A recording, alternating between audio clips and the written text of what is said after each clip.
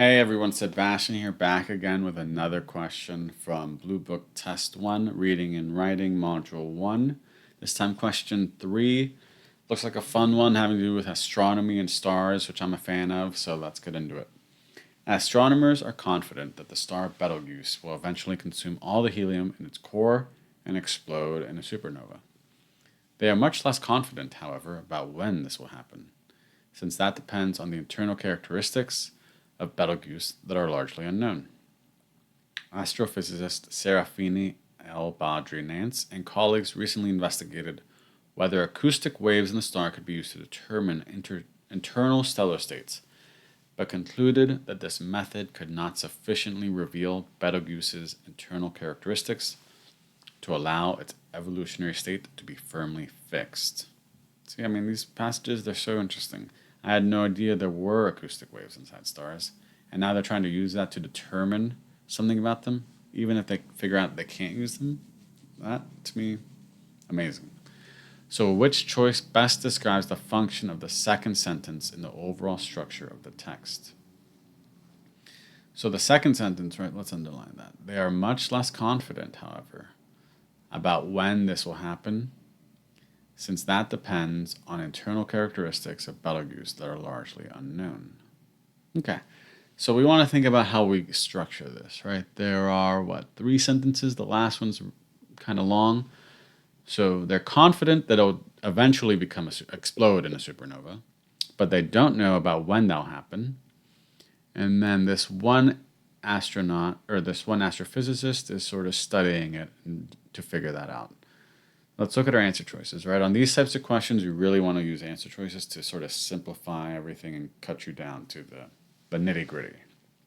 A, it describes a serious limitation of the method used by Nance and colleagues. B, it presents the central finding reported by Nance and colleagues. C, it identifies the problem that Nance and colleagues attempted to solve but did not. D, it explains how the work of Nance and colleagues was received by others in the field. So I'm going to eliminate D, because it's not talking about Nance and colleagues at all. We haven't even heard about them, and it doesn't say anything about there was this study that people were against or something. No. So it is not D. Right, it identifies a problem, yeah, because it's saying the problem is that we can't know the internal characteristics, and that seems to be what Nance and colleagues try to solve, and we know they don't solve it, right? They could not sufficiently reveal Betelgeuse's internal characteristics. So C, feeling good about, but let's look at the other options again. Presents the central findings reported by Nance and colleagues. Not really. If anything, that's the last sentence, right, where they study it and they find out that they can't find out stuff about it. So I'll eliminate that. And then A, it describes a serious limitation of the method used by Nance and colleagues. Not really. It's describing a problem. It doesn't describe a limitation. It doesn't describe the method at all. So it's not A. So through process of elimination, we get C, right? Okay, so that one is not too bad. It's different from the ones we did earlier, right, which were words and context, questions, vocab. But this is about the structure and the function of certain sentences, which I think is helpful because when you're writing an essay or reading about these things, you want to think, why is this here? How is this helping the argument, hurting the argument? And here we are just finding how it fits in. And you don't want to come up with your own reasoning, right? I could think of dozens of ways to phrase the function of the sentence, and I'm sure you can too.